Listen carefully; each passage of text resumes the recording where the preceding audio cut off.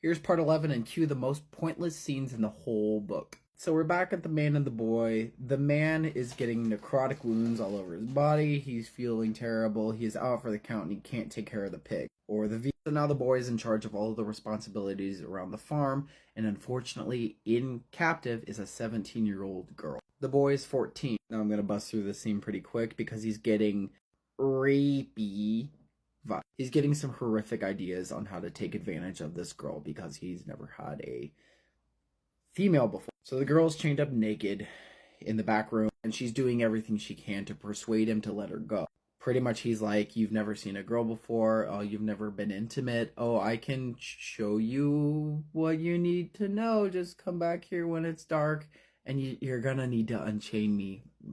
That's a shit, you gotta unchain me so I can show you what to do. The boy was excited, and he was gonna do it. So as the abuse was beginning, before any contact happened, she grabbed him by the junk, squeezed so hard it incapacitated him, and she managed to run. But unfortunately, she wasn't very quiet. As she was escaping through the farm, she was screaming her lungs out. The man comes out, shot her. He was mad at the boy for being careless and letting her go. As the boy was shamed and dragged the injured girl back into the cage, the man pulled the boy aside and he's like, oh, I understand you get urges, boy. I'm gonna show you how to take advantage of a girl. Just bring her in the house and I'll show you what to do. He was given a live demonstration on how to take advantage of this 17-year-old girl. The book was descriptive. Moving on. And now we go back to the apartment and cue the most atrocious orgy scene I have ever heard. It just gets bad to worse. So the working girl they had in the apartment finally agreed to doing a particular thing. They were trying to fulfill Leslie's fantasies. Being vague as possible, Leslie is laying on the bed. Chuck is in her mouth. Angel's got her fingers in the booty. They brought Shitty, the crippled man, inside the room, and his feet are being used in the other orifices. During this bizarre, mentally violating listen, the working girl Angel got the scream. She started shrieking.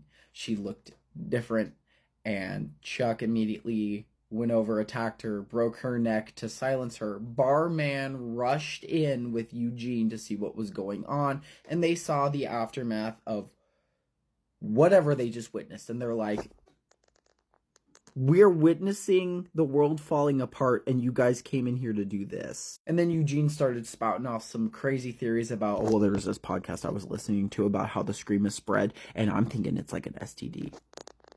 Yeah, that's what the podcast guys were saying, is that it's got to be an STD, and it's spread through intimate behavior and sinful behavior about what you guys were just doing. So that's clearly how the working girl just got it, and so I'm thinking it's like an STD. Everyone just looked at Eugene and they're like, no, that's not how that works.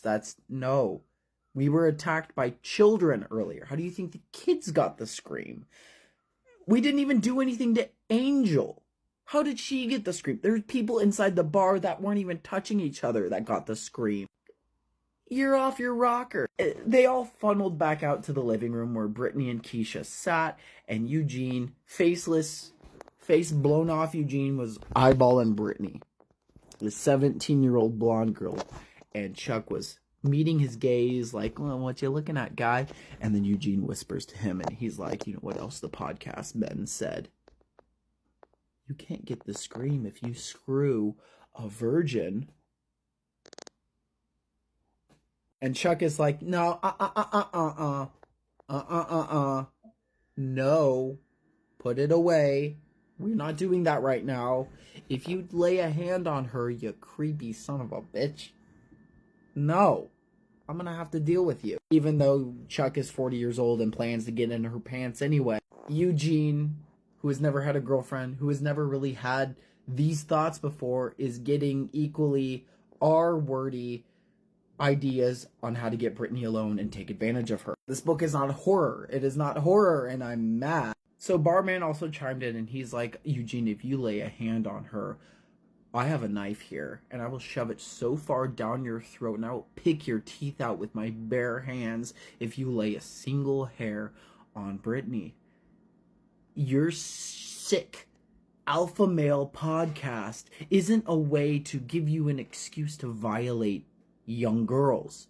Brittany's not even 18 yet. Barman is very protective of Brittany, and any woman for that matter. He's very for protecting women from sick men like that. So he's threatening Eugene, and he's like, I will rip the rest of your face off, you nasty little shit. If you get these ideas, if I see you go near her, you're done. I will throw you outside and feed you to the rest of the screamers. And Eugene is like, no, yeah, Barman, you're just a beta male, or whatever he said. And Barman's like, I got my eye on you.